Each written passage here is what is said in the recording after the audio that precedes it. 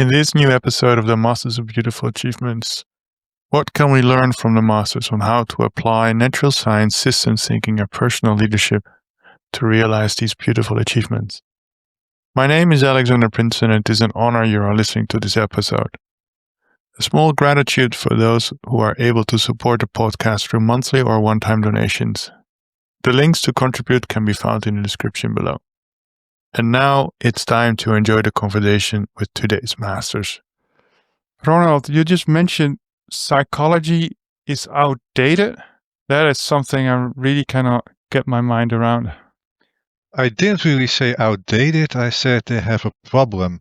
And actually, psychologists themselves, or a lot of them, are admitting that they have a problem, which is because of the replication crisis. Are you aware of that?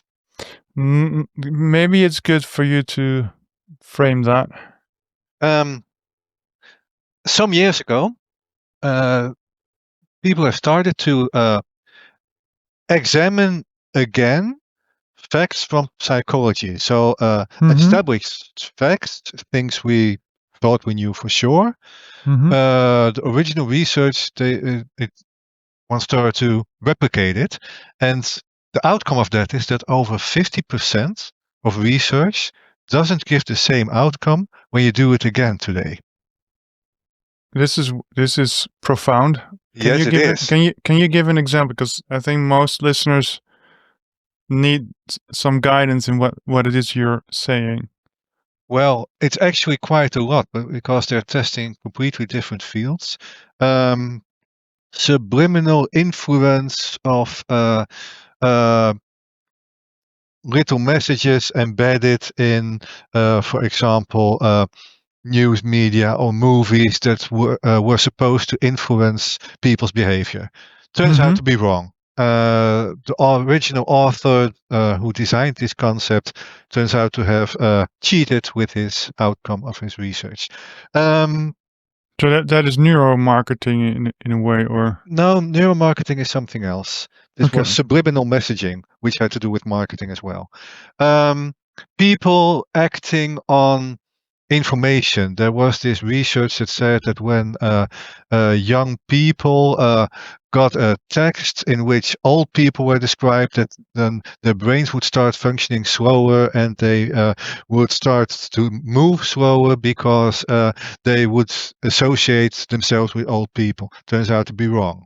The difference between vegetarians and people who eat meat in aggression. Complete publications about how there is this turns out to be wrong. Actually, many, even fundamental facts in psychology cannot be proven. Now they have been critically researched again. So actually, and there is a lot of publications about this, though I find that many psychologists don't actually talk about it. But this is not me claiming this. This is a whole lot of psychologists examining their own field of research and concluding this. And if you simply Google psychology replication crisis, you can find a lot of articles about it. Some pro, other try to defend. No, it is because the tests that were done again are not as detailed, but meta research in which all these publications are gathered and evaluated shows that actually, yes, there is really an enormous problem in psychology.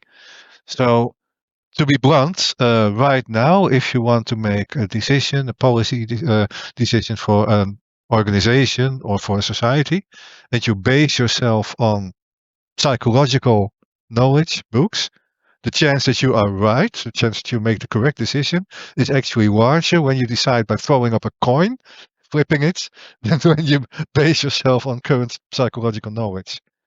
I must say, psychologists are recommended for looking critical at their own field of expertise and for doing this. That's good, that's necessary. And of course, it comes as a shock. And of course, there are a lot of people who see this as a threat because therapies that have been performing for years or knowledge that have been spreading for years turns out to be wrong. But the fact that it happens is very valuable. and very courageous by the people who dare to look at their own field of expertise and say, well, things have gotten contaminated and things turn out to be not as scientific as we thought. So we have to look at things all over again. But it's a painful process, of course.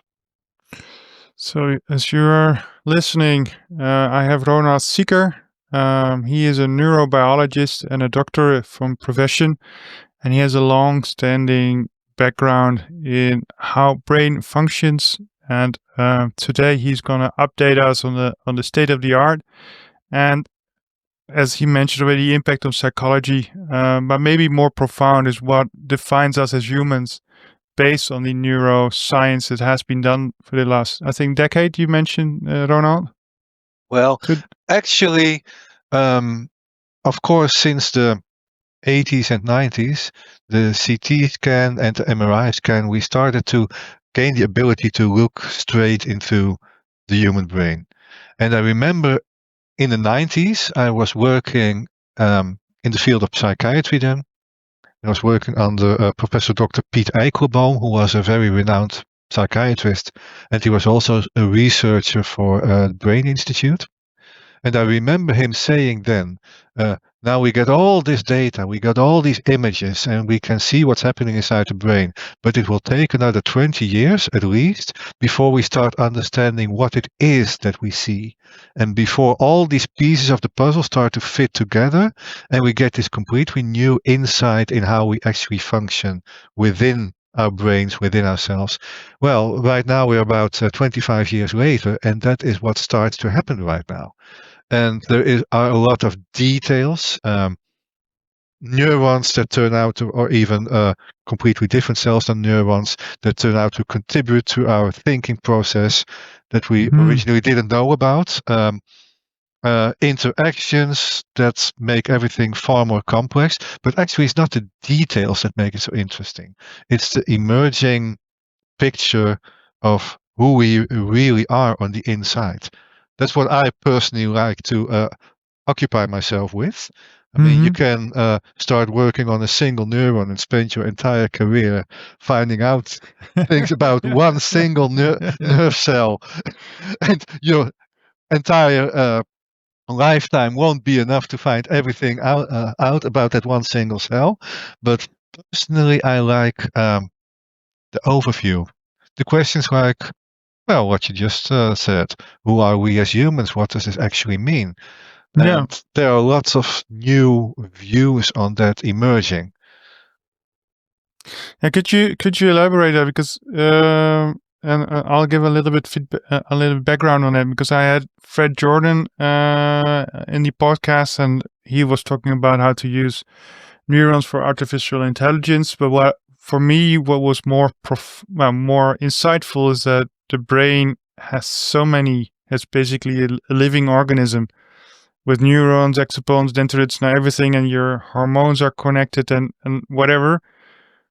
I've never understood, I find it very interesting, intriguing, that the biology in our brain plus the experience we gather makes up a personality, or makes up the way we behave and interact.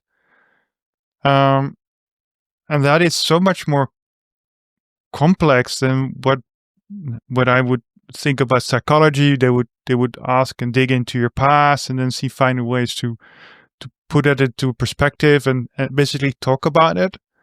However, the brain is a living organism, and it can be trained in doing things. And it's the training part which I found very interesting, because then you can move beyond, I don't know, whatever trauma or life experience you had gathered. It's actually quite an interesting point you're mentioning there, and I'm warning you, we could talk over an hour on just this single point. I know, and we agreed on that we should confine it a little bit, but however, that is food for another conversation. Well, maybe not, because you do address something very interesting. Let me go a little bit to the core of that. When I was still a young student in medicine and biology, I did those studies next to each other, just for clarity. I was still taught that you get your nervous system, your brain, all the nerve cells in there, you only get them once at birth. And they can get destroyed, but you won't ever get new cells, which was, of course, when we were young students, the warning, alcohol, don't drink, don't ruin your brain because it will never grow back again. Well, in the meantime, we have found out that actually the opposite is true. Our brain is continuously changing, adapting, making new cells, making completely new parts of the brain. This happens throughout all life. Even 80-year-old people still have that process.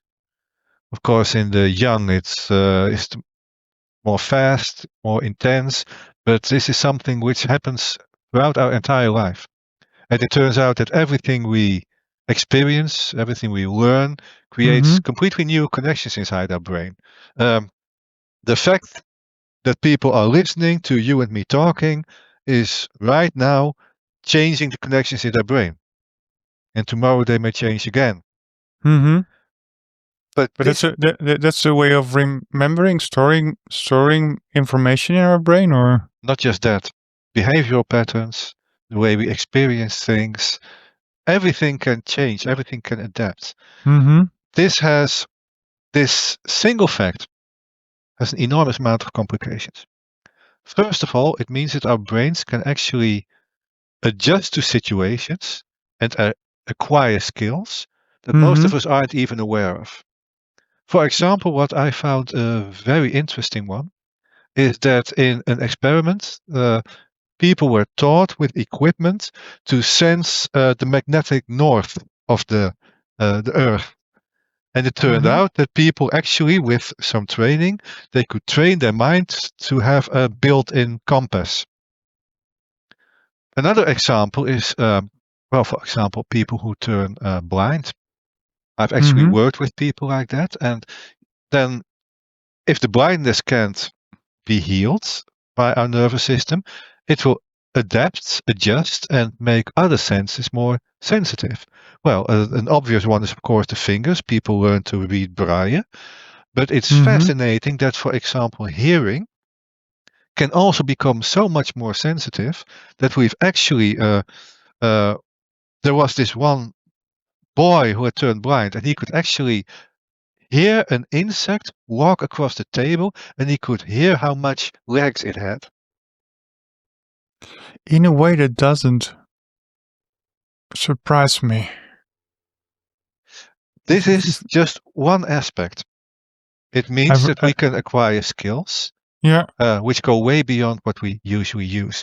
But this also means that many of the psychological problems, like you mentioned, are actually not diseases or damages, but adjustments. You need to explain that.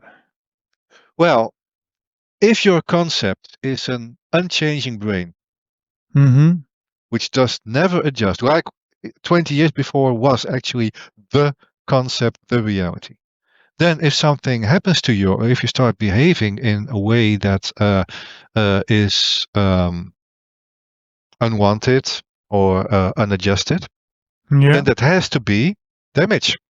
It has to be trauma. Something has to be wrong with you.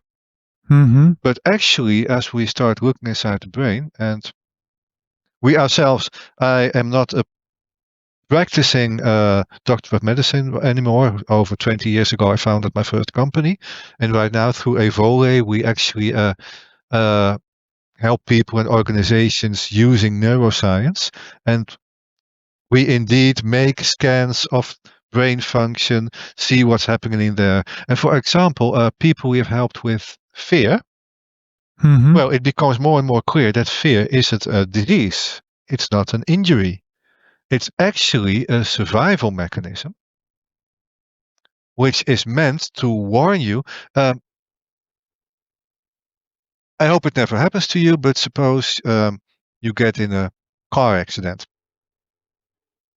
Well, a classical psychologists would say, well, you've been traumatized because of that. Mm-hmm. It's damage inside your brain in a way. And now you've got to process that. You've got to process what's happening because of that you get fear when you see a car, or you're afraid to get into a car again because that's trauma. What we see happening in the brain these days is actually your brain trying to save you. In fact, a deeper layer of your brain, which is a bit more primitive than the cognitive part, says, well, the last time you were in a car, your life was in danger. So if you never get in a car anymore, that will help you to survive. So I will give an alarm, a fear signal, every time you approach a car, not because you are damaged, but because a primitive part of your brain says, if I keep you away from cars, your chances of survival will be better. And the interesting part is that you get a completely different kind, and we've actually performed this, we've actually done this. Instead of going back to a trauma, you start to negotiate with the deeper layer of the brain and, in a sense, explaining to it. And explaining is not the right word, of course, because you can't use words there, but you teach it that a car isn't necessarily in all situations dangerous. And the moment that deeper layer of that brain understands that, it will stop sending out these fear signals, because it's not trauma. Fascinating. It makes a lot of, I know, intuitively for me, it makes a lot of sense, because you're basically your body has programmed itself to protect its host, maybe in that way. And if you're not having the conversation of, what you said, explaining that in the outside world things are different than on the inside world, and it understands whatever it is, you're more in tune with yourself in a way. And you have that mind-body connection, or you have that. I mean, we have a brain-gut connection. There's so many connections in our bodily system, and they all communicate with each other. What we start to find out, and I find this very logical because I'm a doctor of medicine and a biologist. And funnily enough, the biology part of my education turns out to be the more important one here, because our body, our minds, our brains are actually a system which is meant to help us survive. But it is meant to help us survive in a world of over 200,000 years ago, where conditions were completely different. So sometimes it tries to help us in ways that we find very impractical in the world that we live in today. But of course, there are true diseases. Of course, there are true, one can actually get harmed. But a surprising amount of the situations that psychology and often medicine considers to be trauma, damage, are actually survival mechanisms getting a bit out of control. I once worked with this young woman, and maybe best illustrated with an example. She was driving on a highway, and in front of her there was this man in a car, and he was swaggering, and she got frightened because of that, because she thought, well, maybe he's drunk. And actually, she went off the road at a gas station and stayed there for 15 minutes until she felt safe again. But fear is something, it can be contagious between people, but also inside someone. It starts to spread. So the next time she was on the part of the road again, the fear had become attached to the road itself, not just to the swaggering car. So she made a detour because she wanted to avoid that road. Then it was the complete highway, that complete part of the highway, the fear had become attached to. And in the end, she didn't trust herself to drive a car anymore. And when we started working with her, we explained to her that actually her inner alarm system was too sensitive. It was perfect that it warned her for a swaggering car, and her reaction of I don't find it safe, I just stop at the gas station and wait until he passed, is actually a good reaction. But now her alarm system had become too sensitive, and it started to warn her for all things attached to that occurrence, which weren't dangerous in itself. So instead of talking about trauma or trying to relive how she had experienced it, we just started readjusting it and said, and helped her to actually negotiate with her own nervous system and say, well, that warning is valuable. If you see a swaggering car again, fine, make me feel fear, make me go off the road. That's fine, but don't attach it to the road and the car that I'm driving, because that's useless. And that's actually a matter of fine-tuning your brain. Of course, I talk about it like it's very simple. It's actually a process you have to go through, but it's very interesting to see that the brain actually reacts to that, and that is possible, and that is merely a matter of adjusting, tuning, than dealing with damage. It's interesting. I recall a process I went through decades ago, and there was a theory or construct that we have inner voices, and we have voices who tell us watch out. Our voices are, let's say all our inner, I don't know how you call that,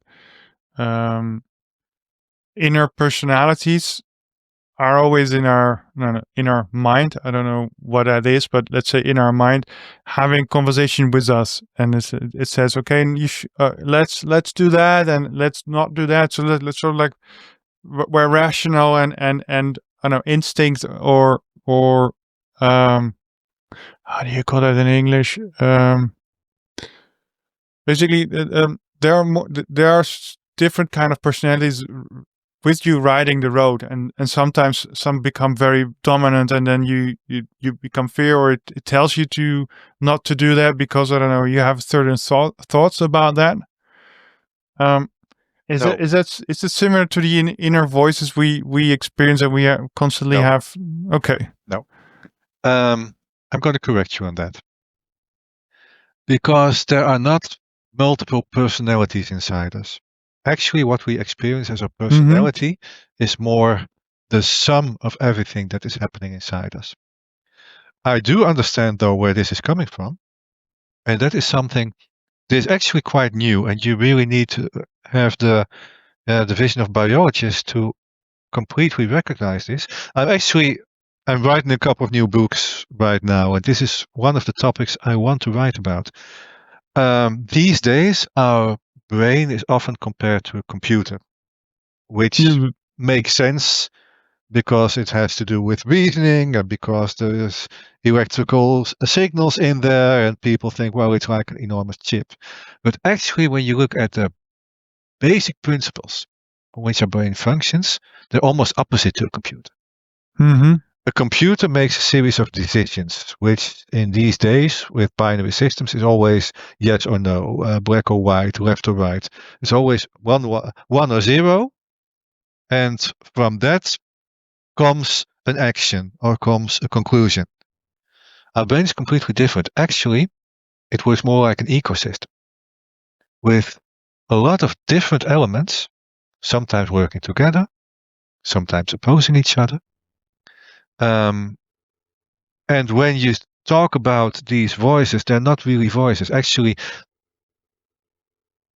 if there are thoughts within your mind opposing each other, it's actually that those inner impulses manifest themselves and get through to your conscious minds, leading to thoughts in different directions. Well, I can do this, but I can also do that. And depending on the person, it can be like an inner negotiation. Well, if I do this, that would be fine, but if I do that, it will have other consequences. Or it can be more like an argument. No, I want this, but I want that as well. But it's actually, this is merely the surface of a deeper process where different elements of our brain are interacting like an ecosystem where often one or two or several get the upper hand, and that Mm-hmm. becomes our decision. Mm-hmm. I've actually already wrote some chapters about this because we had this project. I don't know if I should actually tell about this, but we were asked by. Keep it as vague as possible. Well, it might just happen to be that some professions, like managers or lawyers, asked us to develop techniques to make them more convincing and their communications are more effective. Mm-hmm. And that means that you have to tune them on the way that our brain really makes decisions, which turns out to have very little to do with actually our conscious mind. You bypass the conscious mind. We almost always do that. Simple fact. The moment you walk past a shop and you see something nice there, maybe a jacket or some shoes or something else, different parts of your mind start to react immediately. Mm-hmm. There is, for example, the nucleus accumbens that says, wow, I like that. I want to have it. There is another part of your brain which says, ooh, but it's expensive. That's going to hurt when I have to pay that. Funny enough, that's actually where you feel the hurt of paying. That's actually the pain center of your brain. So that represents a lot of negative things. And there are usually 2 or 3 other parts of your brain cooperating on one side of the other. And where the strongest pull is, that is how your decision will play out. Funny enough, and I'll make it simple because let's just say there are these 2 parts. The part that says, I want to have it, and the part that says, oh, that's going to hurt me in my wallet. The part that says, I want it, is the strongest one. Usually, like I said, there are more parts involved, but I'm keeping it simple. So you go in and you buy it. Now, you can soothe the pain for having to pay by using credit card. Because then you only have to pay a month later. So you can actually postpone, sedate the part of your brain that feels the pain, so which makes it easier to buy it. But then a month later, you get the bill. Funny thing is, the part of you that wanted it so badly has been satisfied, so that part isn't active anymore in your brain. So then only the part that has to pay suddenly starts giving strong signals. And then it's possible, you get regret. Oh, why did I buy this? I can't really afford it. Why was I so stupid? Why was I so impulsive? I did that. And that's something a computer will never have because it's always making a decision through a 1 or 0 decision tree.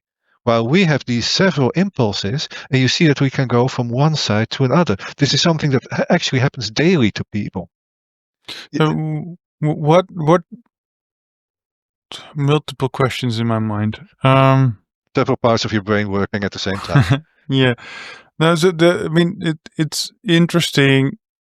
One of the questions I was having is that you have the society as today tends to have a lot of people who find ego very important and want to gather as much money as they can so they can buy whatever they need.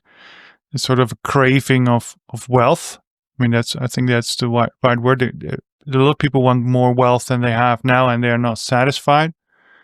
Whereas on the other hand, you have research showing that if you are happy with yourself and your surrounding, and you value the interactions with your friends, then monetary value is much lesser urge in the way you're living. Is that something that has been imprinted by experience of the past, and your brain is it's not warning you in this case, like the car accident, but it craves for something that is maybe mentally hurting you also, but you cannot admit? I mean, that is sort of what psychology works on that field? That's actually a very interesting question. And that is also a topic where we see new answers emerging. Let me try to explain this in a very simple way. We as humans have a brain which can learn, adapt better than any other species on Earth as far as we currently know, which means that our behavior can have many ways in which we express it. Mm-hmm. There are still some pre-programmed drives beneath that. We don't like that because as humans we like to think that we are completely independent and cognitive and wise. But simple ways of survival, procreation, the fact that when we grow up, we get into puberty and we start to get an interest in sexuality, that is not a conscious decision every one of us happens to be making. That is something which nature finds very important. So it gives these impulses, and suddenly each and every one of us, with a few exceptions, because there are always exceptions in nature, but most of us, over 90%, start to get interested in certain behavior and acts. Now, in other species, the form in which that behavior expresses itself is mostly pre-programmed. When you look at a cat washing itself, it washes itself the same when you see it in the Netherlands or in Africa or in China. A cat washes itself always in the same way because that is already, that knowledge of how to do that is already present in the brain the moment it is born. With us humans, that's not the case. So we need to learn more from our surroundings, which means that we can develop bathhouses, or we can learn to wash at a river, or we can use a shower. And likewise, I mean, in every culture throughout the ages, most of the boys get interested in girls, and most of the girls get interested in boys, and some of the boys interested in boys, and some of the girls interested in girls, which has always been the case as well. But the way we express that, 2,000 years ago, a boy might have gone hunting for a rabbit and offered it to the girl. I think if a boy would do that now, she wouldn't be very pleased. In the 1920s, you could take a girl to a jazz club being a boy. These days, you will show her your Instagram or TikTok videos. The ways in which we express it, express ourselves, express our impulses, can vary, can develop. That's actually what cultures come from. But there are certain drives that are present underneath that, and which you can find in every culture. The forms can be different, but you will always find the same underlying behavioral patterns, which is like survival, which is because we are a species with a hierarchy. Not many species have that actually, but with us that's imprinted. So we find it very logical that we build organizations and societies where someone is the leader and there are people below that who get a little bit less money than the leader, him or herself, all the way down to the people at the bottom who have to scrape their money together. That's actually the foundation of that is already embedded in the deeper layers of our brain. The form we give it, the way we express it, can be millionfold, because we can conceive of a million ways to do that. This means that when people grow up, there will be this drive to, in certain ways, become popular. And you can become popular by tuning into what is the most popular currently. And if you don't if you're not the type that gets accepted by the strong popular guys and girls, well, then you can, for example, become a goth or something else, because then you have your own subgroup in which you can still be popular. The form can be different, but the drives are actually the same. Do you mean with popular being being framed as being recognized, respected, seen as equal? Status. Or status, yeah. We are pre-programmed for a certain amount of competition, trying to be seen as better than others, more popular than others, because it also has a procreative function. And what is the word of procreative again? The meaning? Voortplanting. Oh yeah, yeah, yeah. So even though not everyone is as intensely occupied with those activities, each and every one of us feels it a little bit, at least. Mm-hmm.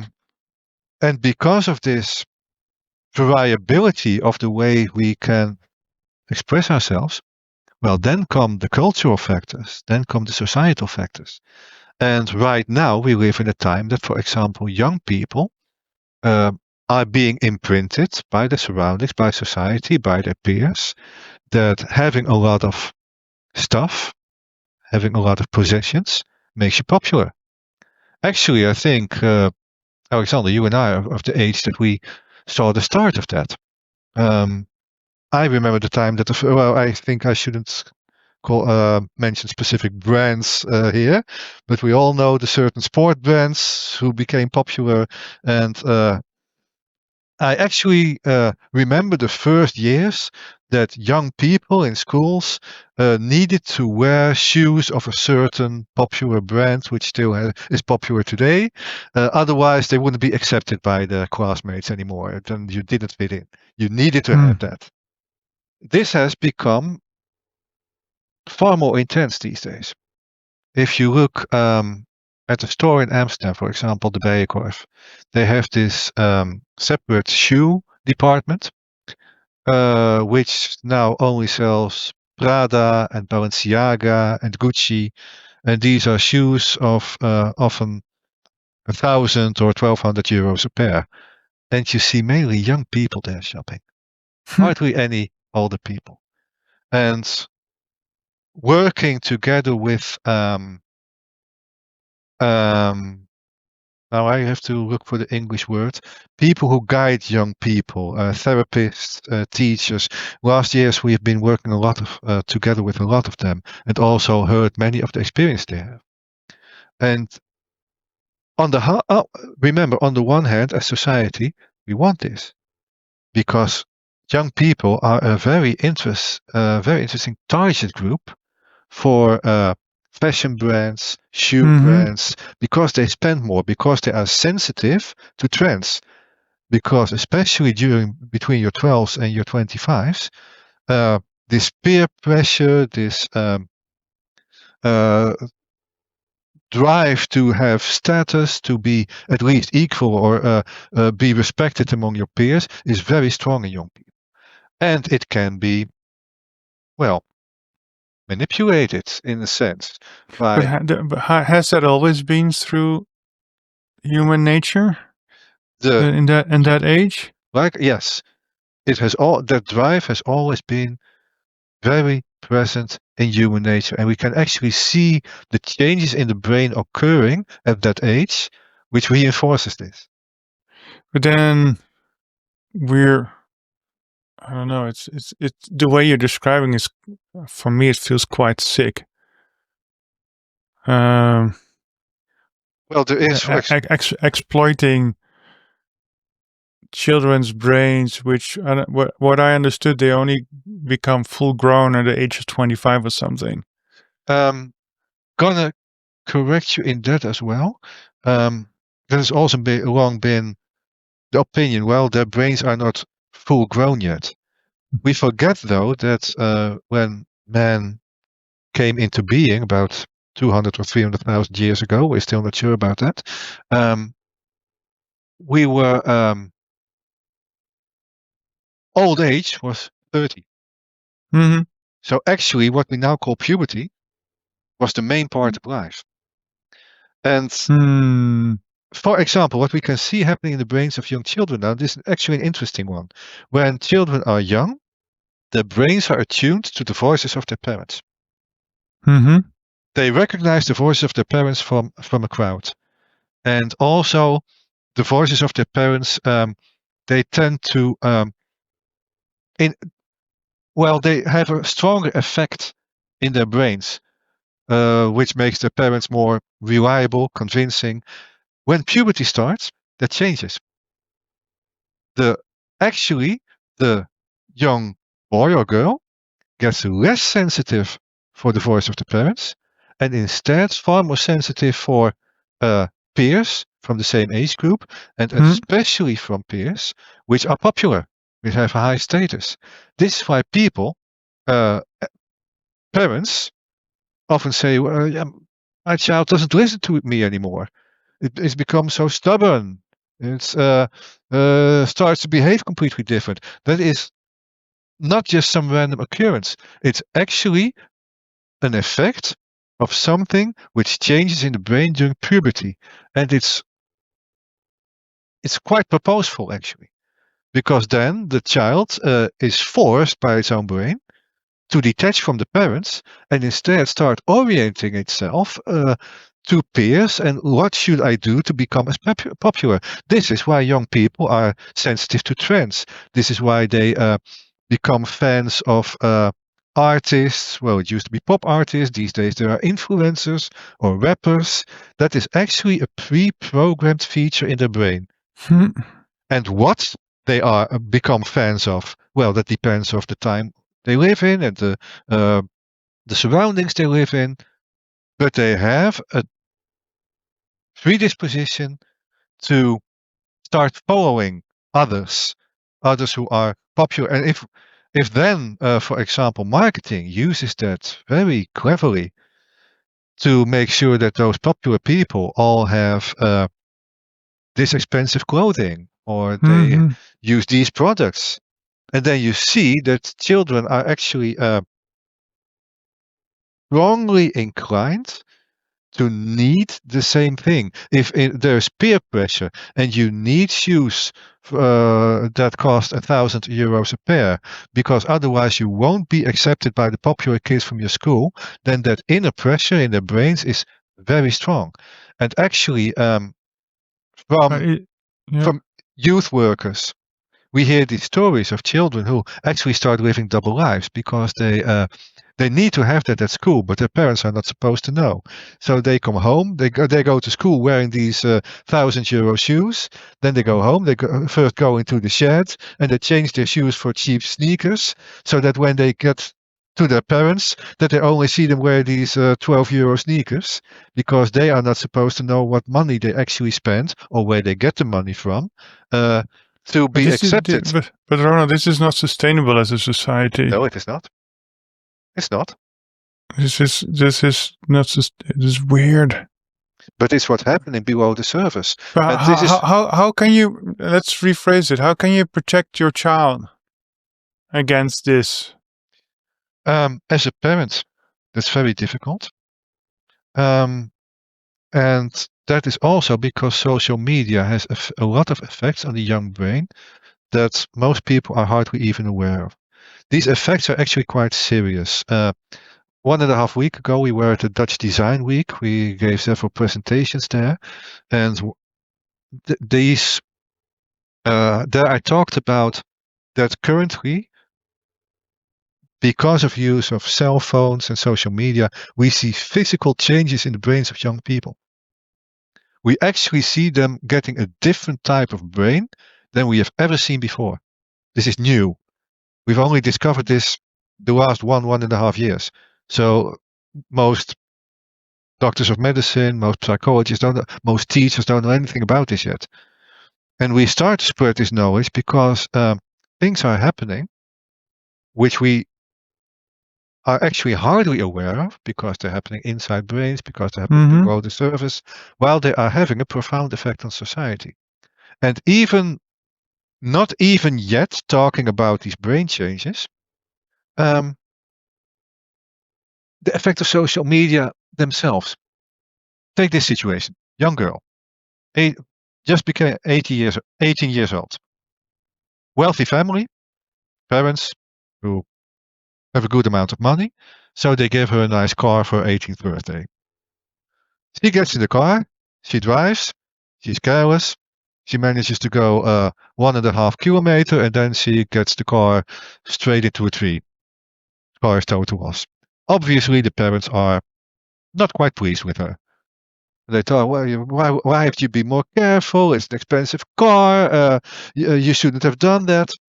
But at the same time, she gets over 20,000 reactions through her social media. Great!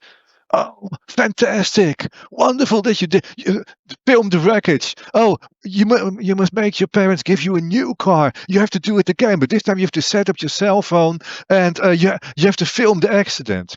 How are two parents going to tell their daughter that this is not a wise thing to do when over 20,000 people tell her she's done great?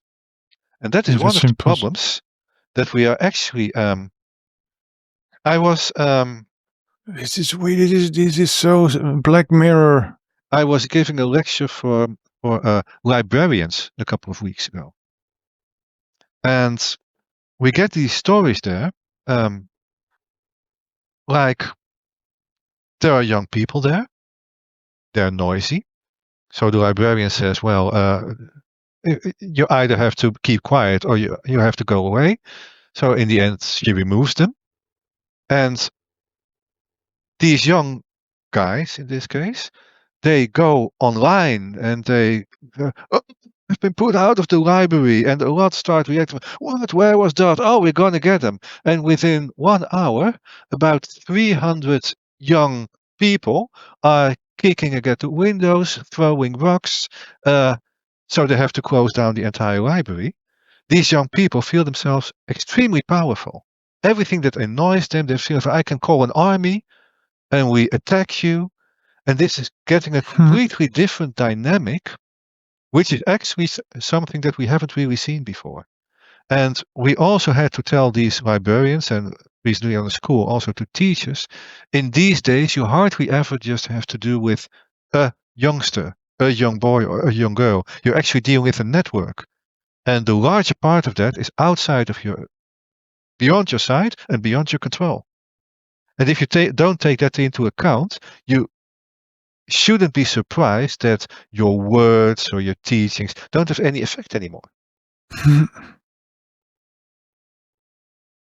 I mean, from a evolutionary perspective, in a way, it makes sense if you mention it.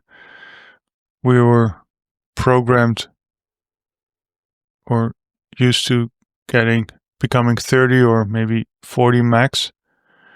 This would fit in that biological process, the different steps of maturing as a brain. I don't know if I can actually use that word, but becoming an adult, although I don't know if that actually is still fitting in the context you're describing.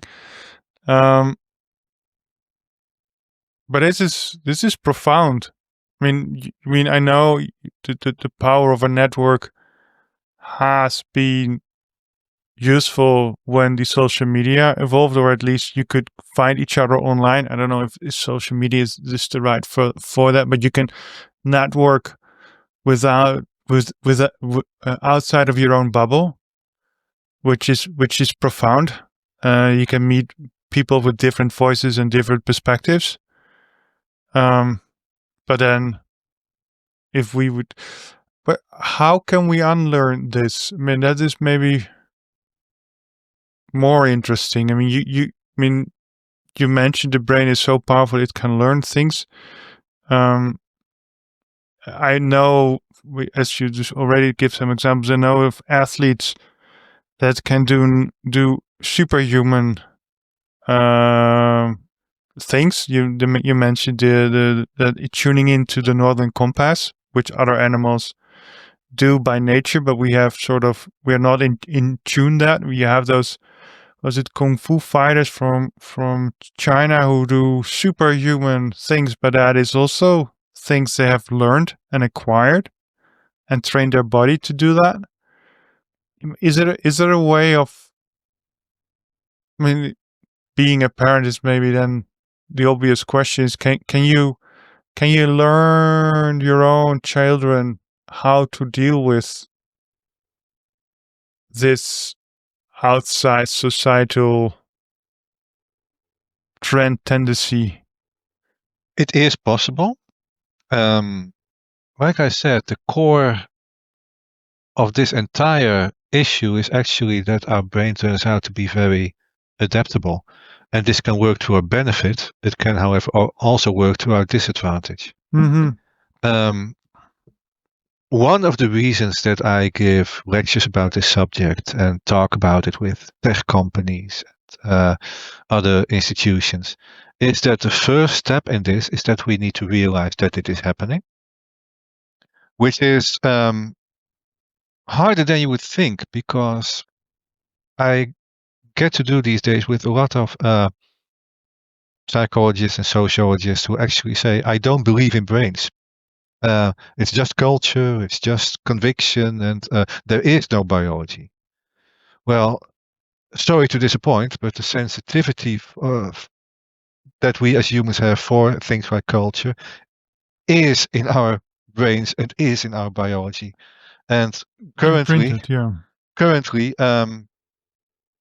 biology, though we definitely are not like other animals, we definitely are a different kind of species with very special features, but biology gives a better explanation for the way we behave than simply cultural factors.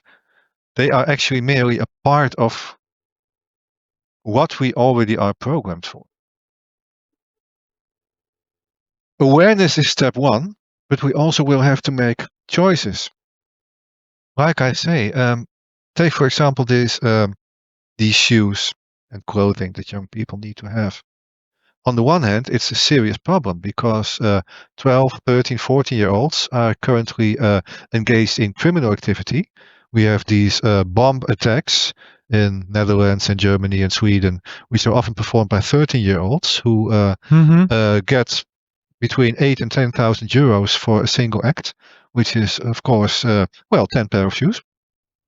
But this is attractive because they need those expensive clothing. On the other hand, fashion industry, luxury stores are very happy. And when these young people go to a store and buy this, the salesman won't say, did you get this money honestly? No, they're just happy to sell. So on the other hand, as a society, we want young people to be an economic factor because they spend a lot of money, and many parts of the industry can make money because of young people and because of their addiction to new cell phones and because of their addiction to social media and other things, and they spend money impulsively, which a lot of in economy is very well liked. On the other hand, if they start performing criminal acts so they can do this, well, we don't like that. But actually, we need to make, as a society, we need to make a choice in that. We can't have it both ways. We can't have a complete industry thriving on young people spending thousands of euros or even 10,000 euros a month.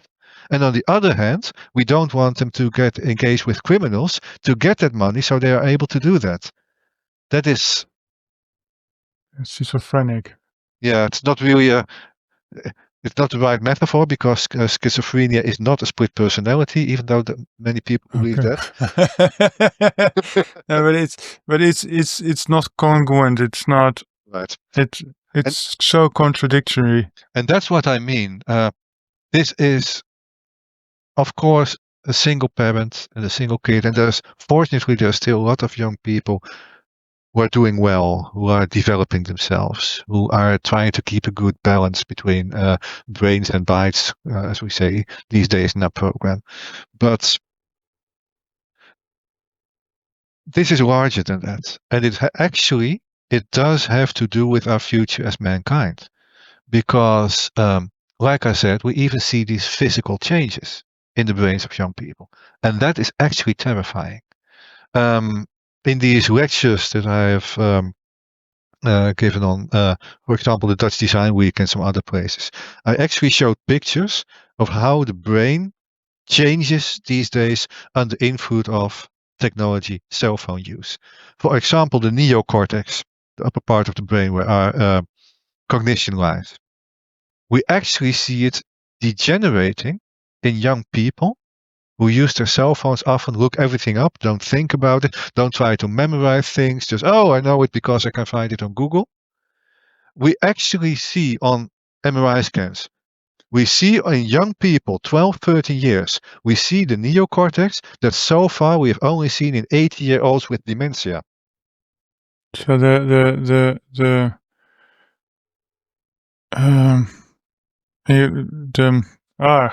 it's on the tip of my tongue. So the capacity to remember is basically what you're saying. The capacity to logical reason. Remember, in neurology, currently they call this digital dementia, because we see the symptoms of dementia without anything, there actually being a classic dementia. It is caused by not using your brain, not training your brain. And this can't be separated from the fact that, for example, since between 2000 and 2010, the average IQ for people in the West has started to decrease. Throughout the 20th century, we always saw an increase. Every 5 years, there is this test. Look, what is the average IQ? And we always saw this increasing. So the average, which is always 100, had to be reset to adjust for the fact that people became more intelligent. Now, actually, there has been a cut, and now there's a decline. And it goes pretty fast. And these are things. But it has nothing to do with the aging population as a demography. I'm talking about the average IQ among young people. Okay. There were the PISA tests earlier this year. It's the test from 15-year-olds and how they perform in related to school, what they actually the level of knowledge they should have as 15-year-olds of what they are taught in school. And it has never been so bad as this year. It's both in Netherlands and in Germany. The conclusion was that 1 in 3 of 15-year-olds did not have enough knowledge from calculation, but also from reading and writing, that they could function in society. It's a first. And we cannot separate this from the changes we see in the brain, and that we cannot separate from the increased use of technology. So that's why phone ban is becoming more popular on schools. Yeah, it's not a solution, though.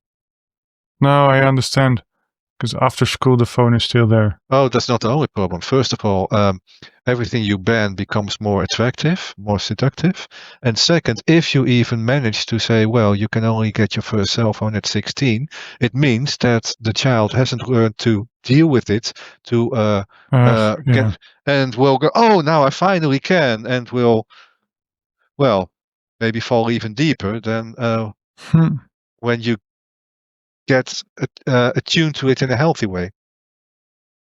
Let's go to the other side of the equation, because I know you're also doing on, let's say, I've written the word down, performance enhancement, training professionals or even coaching those who are willing to be on your guidance to tune themselves much better in with, I don't know, maybe let's say the primal instincts and consciousness and act much more from a gut feeling instinct perspective. That's not completely right.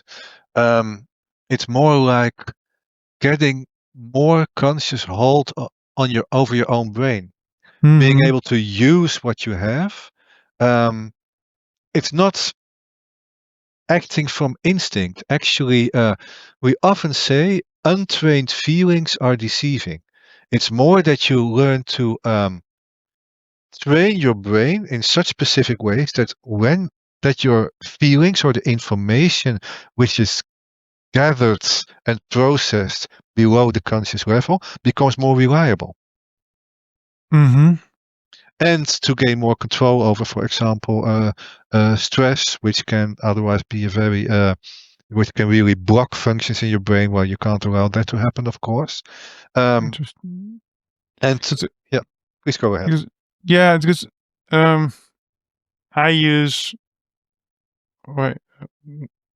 a lot of training based on Pilates or martial arts or sports in general, and once you are able to tune in to your surroundings and tune in to your feelings, maybe that's also what you're mentioning, the underlining of the consciousness, and understand what's happening, then you're able to see the world much more objectively. I did once improv theater, and the result was in those days I was a headhunter. You could see people much better who they really are. The whole fuss fluff disappeared, and you could actually see the person as it really was, without my how do you call that, lenses I would put subjective lenses put on there. And that was an amazing experience. I know what you mean, and I can make this more clear for you. Because this is for many people a subjective experience where they often come, well, sometimes searching for it, sometimes by accident. But if you look at what's happening in the brain, there are actually several different processes from which this experience is constructed, and these can be trained separately. One very simple one, but which is very, very important in current day humans, I would almost say, is where your attention is. Your thoughts and your experience have actually inside your brain have only one projection screen. That's not literally, of course, I used it as a metaphor. But you can test that for yourself if you, for example, look at what's in front of you and you look at the details and you start thinking about something. It's actually taking the same visual space. You can shift between the two, but you cannot have a perfect imagination of, whatever, a beach or maybe your hometown. You cannot see that in front of you in every detail and at the same time see what your eyes are seeing. It's either the one or the other. And most people are shifting between that. Sound is the same. Well, if you look at people walking in the streets, many people these days, the attention is about 70% inward and only 30% outward. And I'm not even talking about the people who walk around like this, because then there's only 2% outward, looking at their phones. Oh, can't be seen, of course, but when they're looking at their phones, what are these days called smombies, smartphone zombies, then there's, of course, only a very small part of your attention is going outward.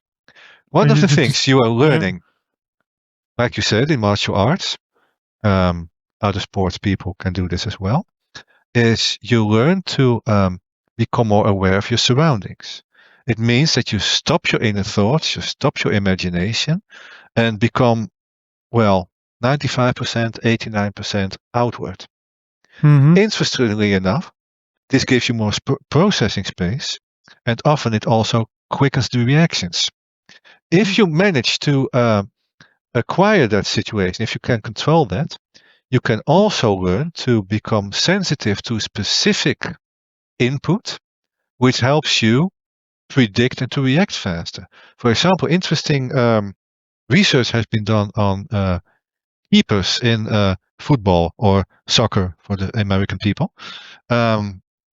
They have, for example, when a penalty is shot, they have to react. But the best keepers don't react to the ball, but they react to the movements of the person that's going to make the penalty, and they learn to read their body movements so they know ahead of time in which direction the ball is going to go.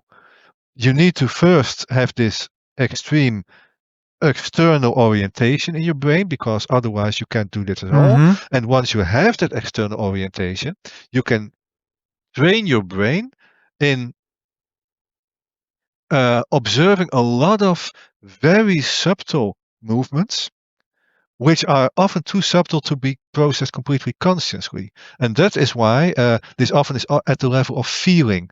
But your brain can actually, just like the boy of which I talked before, which can hear an insect walk around the table and can hear how many legs it has, that is how precise your brain can be trained to observe.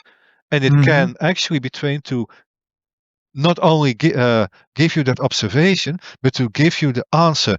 That is where the ball is going to come. And even, for example, chess players, they work far more with this subconscious processing than most people are aware.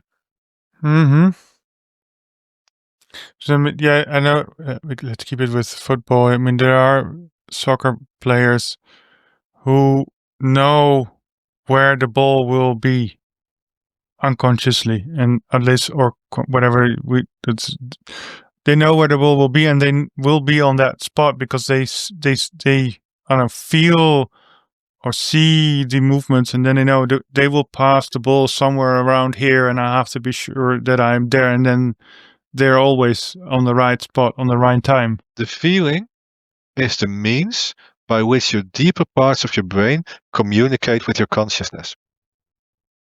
Interesting, if you frame it that way. It's observation. It's very detailed observation. It's processing in a far higher rate than actually our consciousness can do. And not in everyone, but in most people, the easiest way for your brain to transfer that information to you is in the form of a feeling. And when trained very well, that feeling can become very reliable. And how do you get in tune with that? Well, that is something that, for example, we do in our company Evole, because it requires a lot of practice training, but it also requires that you know exactly which feature you are training right now. You can't do 3, 4, or 5 things at the same time. That part of the brain can only learn one skill at a time. So you need to. I'll give you an example. I once worked with top sporters, volleyball, ladies beach volleyball team. Very motivated, very strong ladies who were actually at that point in their career training for the Olympics. And I accompanied them. We were in Turkey at the time, together with their trainer, who was a Brazilian. And they had this problem. Now, beach volleyball, you have teams of 2 people, 2 ladies in this case. And just for those who don't know, you have to smash the ball over the net. And when you manage to get the ball on the ground in the field of your opponents, that's a point for you. And if the ball gets outside of the field, it's a point for them. What happened was that they got a lot of too many points against them just inside the edge of the field. And the trainer was very busy saying, your reflexes aren't fast enough. You must become faster. You must become faster. And I was observing them, and I said, it's not the reflexes. It's a split-second choice. When that ball goes towards the edge of the field, they have to make a choice. Will it go in or will it go out? Do I let it pass or do I try to stop it? And too often they make the wrong decision. That is where it's wrong. It's not the reflexes. Then I did some simple tests with them to compare their mental image of the field to the actual field. And it turned out that the mental image of the field they had in their brains was about half a meter shorter than the actual field. And that is why they made the wrong decision. So I gave them some exercises to synchronize their inner image, their mental image of the field to the actual field. And that helped them to make their defense in that backside of the hind side of the field, to make it far stronger. And that is what I also told the trainer. You could have trained the reflexes for years, but it wouldn't have had the effect you wanted because that was not what the brain needed to learn. And that is what within Evole we always say, it is a matter of fine-tuning. You need to know exactly what's happening in the brain. You need to know exactly which part you need to reinforce. You need to know exactly which skill. And it doesn't matter whether it's about overcoming fear or gaining control over stress or enhancing your performance. The brain has, physical training is easy. When you're healthy, you have 2 arms, you have 2 legs, you have 10 fingers. And well, when you train your muscles, your biceps or your triceps, there isn't so much choice. But in the brain, you can have actually thousands of muscles, and you can even acquire muscles that weren't there before at all. So it Wow. needs far more precise insight in what you are doing in there. And actually, I see with a lot of coaches and trainers who are sincerely doing their best and yet often get limited results because they actually give the wrong training. Because they try to train something in the brain, in the mind, but they train the wrong part. That makes me jump to neuro-linguistic programming. I know you have an opinion, and then I think it's a good moment in the conversation to address that.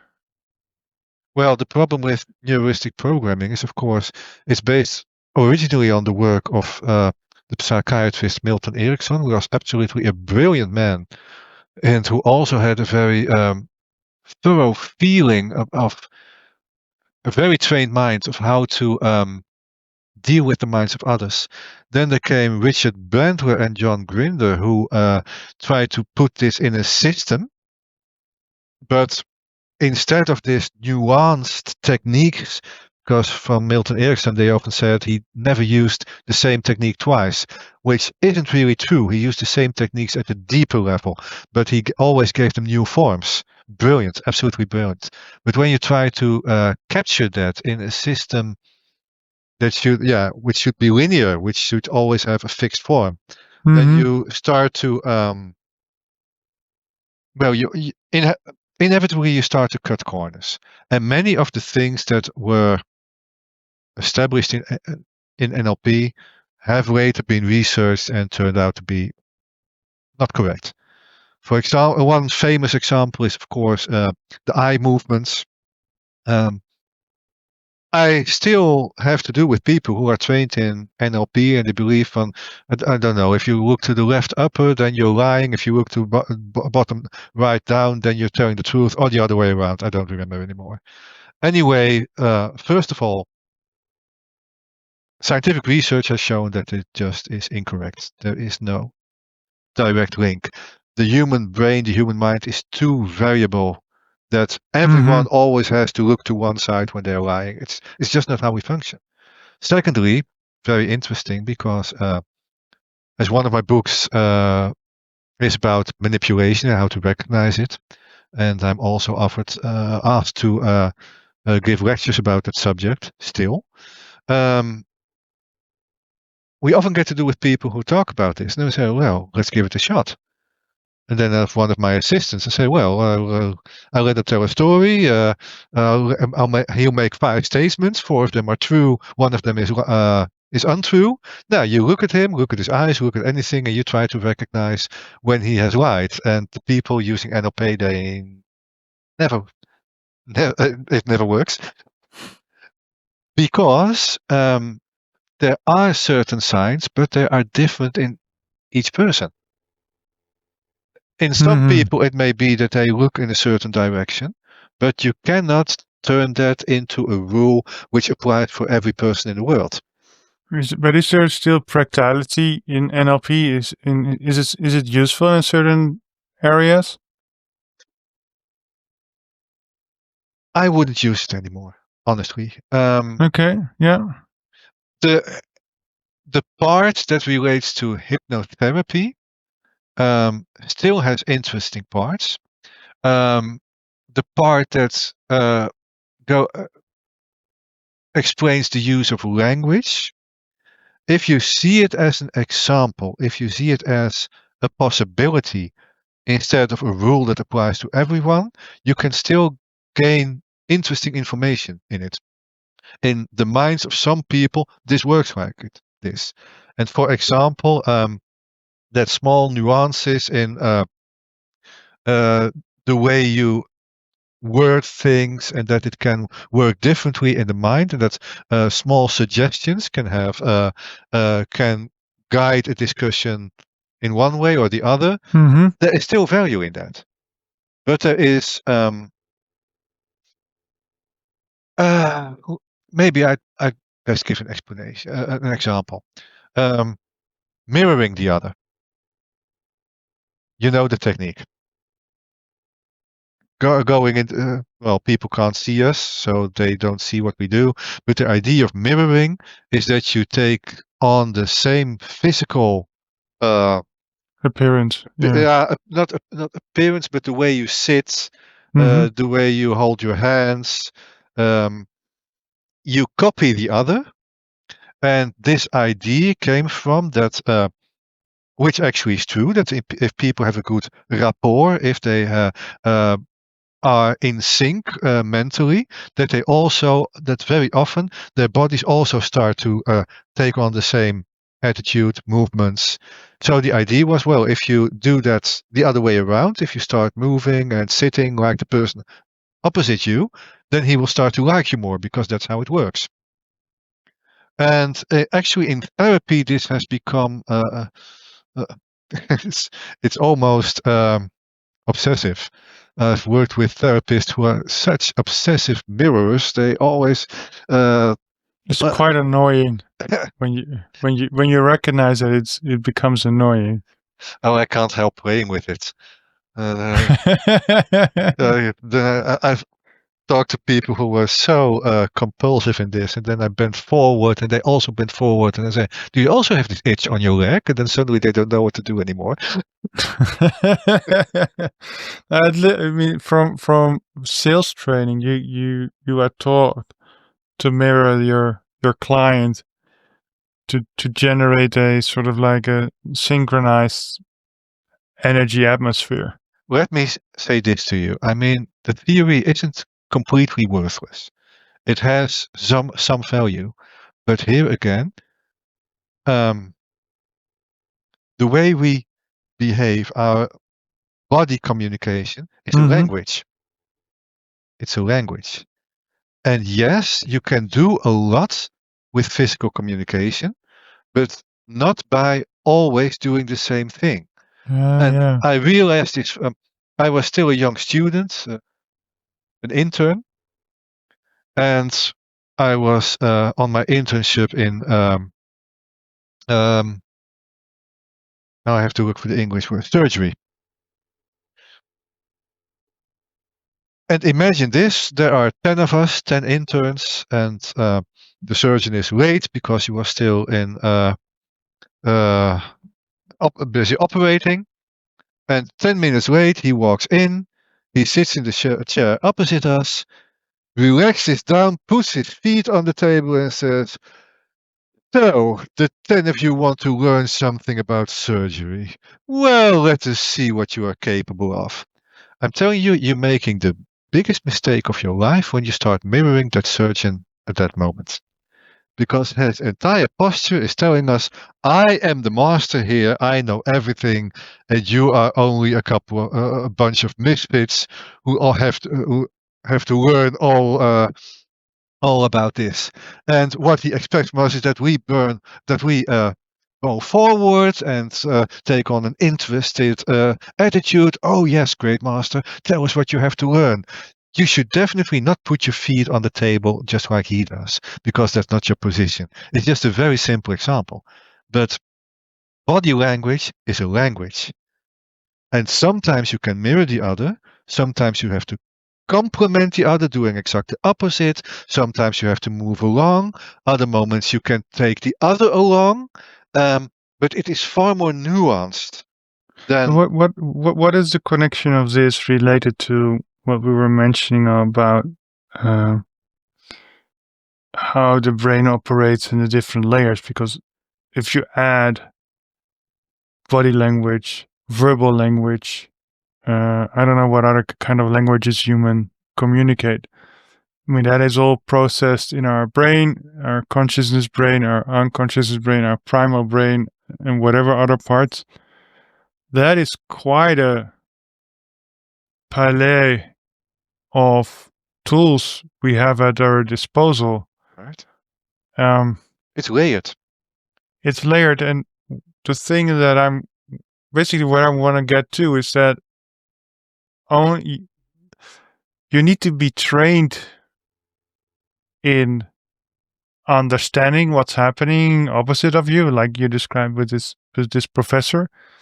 But it's also being trained that because your body will resonate on that, it will fight it, it will accept it, or it will resist the compulsion you then suddenly have either to lean forward or to mirror it for what kind of reason.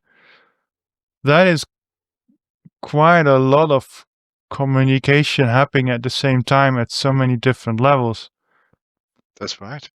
And then when I was preparing for our conversation, I in the end I wrote, how do you become a better person?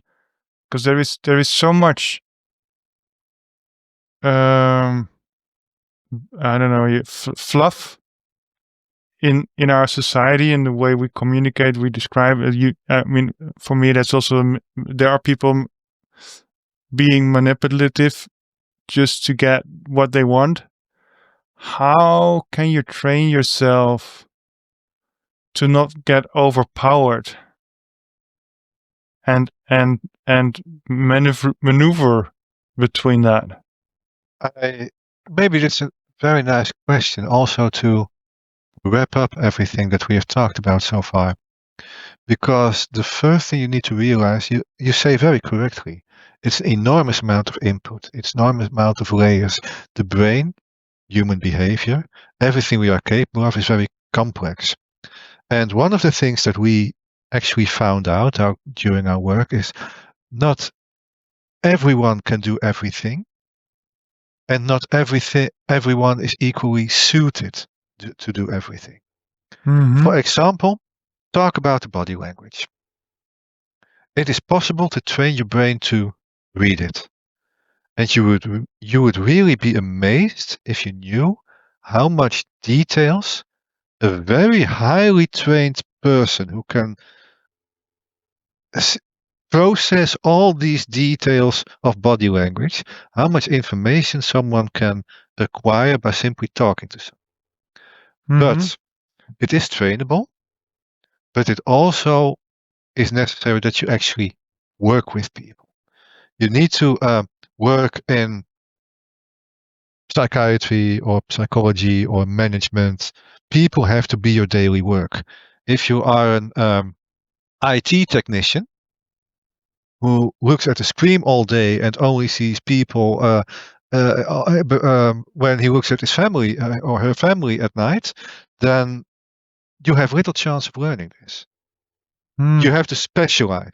On the other hand, a well-trained IT technician can learn to work with computers, technology in a way that other people can't. During our lives, we specialize our brains, and we can go far. We can go far more ahead with that than we usually do, but it is a specialization. Then, and this is actually a very interesting part, like I said, not everyone is suitable for everything. When it's about body language, we have mirror neurons in the brain. And these form the part of your brain which lets you experience the emotions of others, where body language is not the only, but a very important carrier for that. We have found, and we've actually did experiments with that, which gave very interesting results. Some people are already from birth more sensitive have more sensitive mirror neurons than others, which actually means that the emotions of people around them are louder for them than for other people. This means that they can actually have a better genetic background to gain this skill. While for other people, it can be more hard. It is trainable, but you will have to put in more work. So, and that is actually, I think we are getting to an answer to your real question. The best way to live, the best way to make the best of what you can be as a human being. And now we're still only at one part, and I think that's actually for this conversation, that's quite enough. But you get this body at birth, you get this brain at birth. And unlike in current modern day computer games, you can't go through a select option. I want this, I want that feature. You just have to make do with what you get. But the better you understand what features your brain has, the better you understand what qualities you have, where your potential lies, the more chance you have to use that, to enhance that, and to excel at things. And that can be excel at your job, or create a balanced mind and just be happy without too many opposite functions creating worry. It means that you have a chance to become your optimum self. But it starts at finding the features you were given at birth and get to know them, get to know your own mind, your own brain, and almost like, not like a computer, but like a garden. Tend to it, grow some parts. You say, well, I like that, I can use that. Other parts, the weeds, you get it out as much, and then you create your optimum self. And that detailed knowledge of what happens inside our brains is essential for that. And it's a shame that we are not far enough in this, that this can, for example, already be taught to young children. Like the sensitive mirror neurons, I get to do with people these days who chose a job, actually got into a study or a job simply because, well, other people said it was good or you could make good money in it. And now they find out that they have very sensitive mirror neurons and that they actually need to work with people, while their job is, for example, in IT or in finance or something else. And they become very unhappy because they didn't know when they chose this field of expertise, they didn't know that their brain needed people to be around them to be happy. And otherwise, well, I could talk for hours about it. I have this is good. And then one last question to run it up. What role does mindfulness or meditation have in this? It is an interesting training to get more conscious control about the processes in your inner mind. But for us, when we train people within Evole, and that can be, for example, managers or who want to perform better, or sports people, but it can also be people with stress or fear that have to learn to control that. For us, it's always only a first step. Maybe nice to tell this.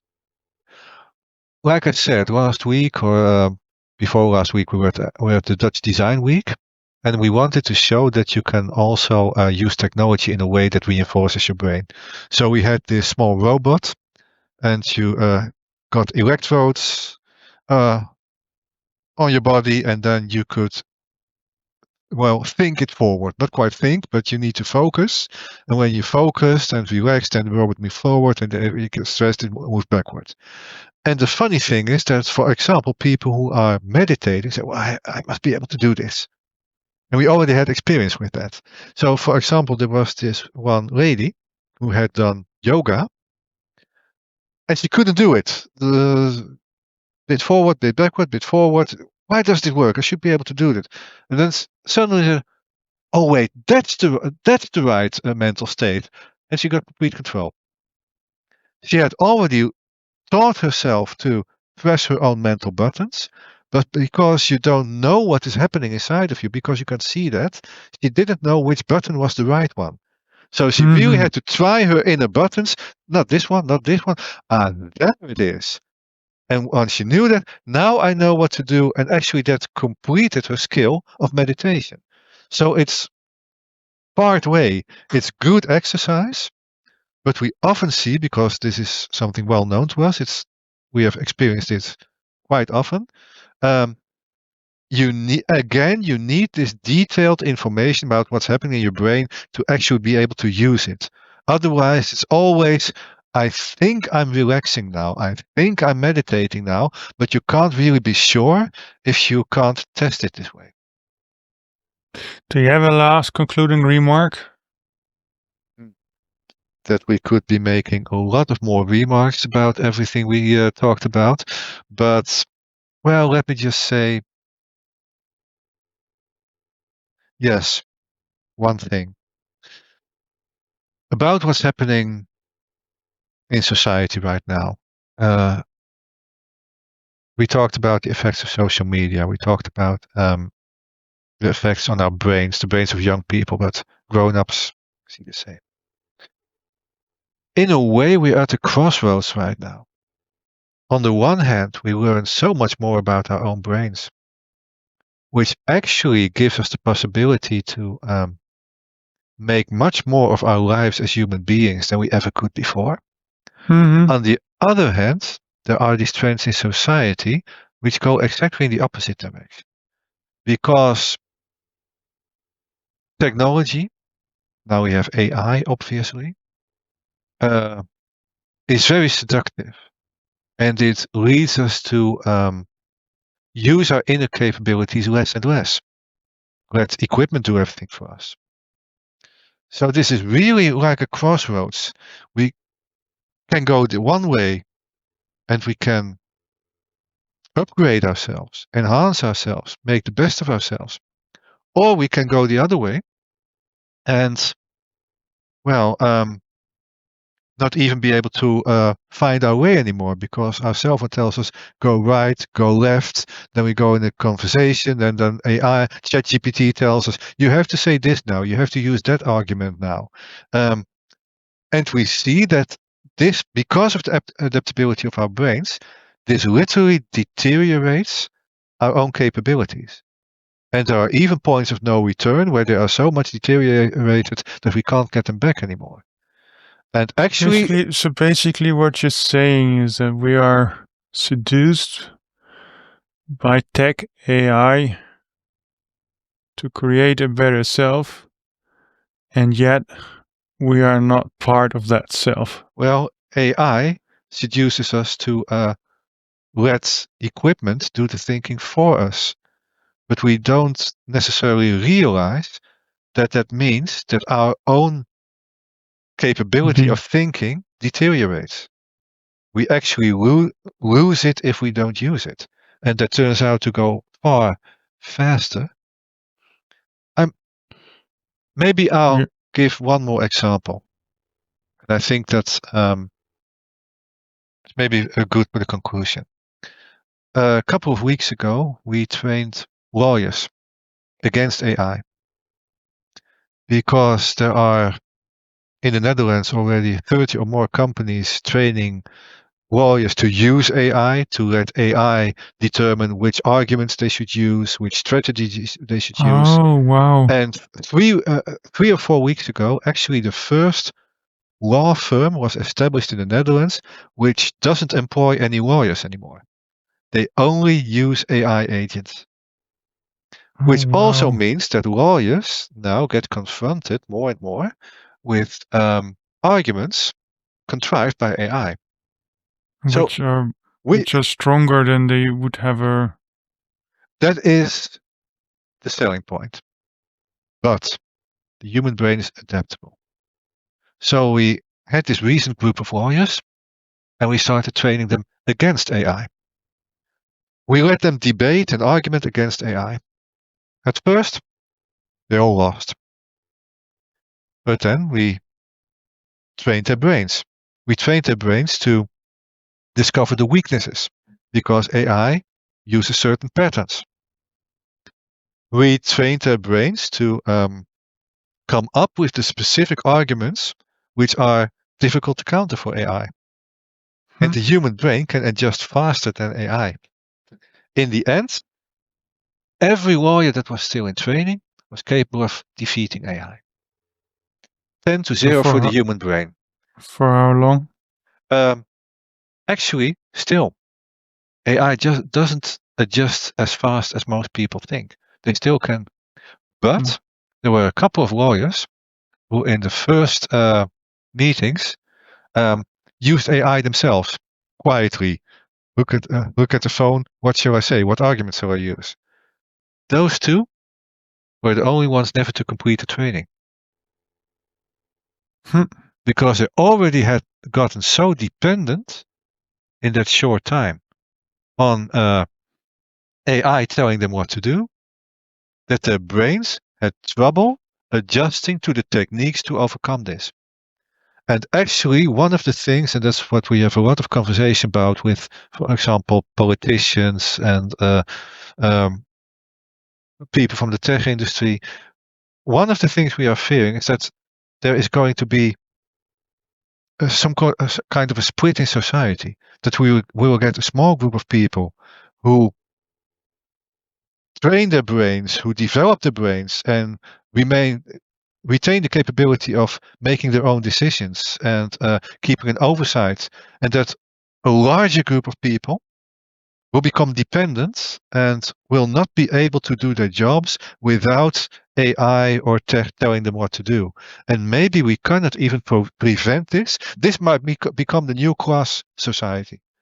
And maybe we cannot even prevent this, but the least that I would want to achieve is that there is a conscious choice, that people can decide this is the way that I want to choose, or, well, I don't need to think about things. I like being told what to do, and I will let AI give me instructions.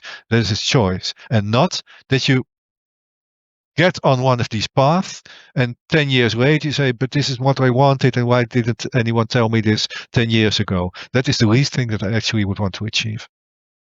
Because I think this is, well, this has to do with the future of us as a human race. Thank you, Ronald. Very welcome. I'm pleased you took time to listen to the whole episode.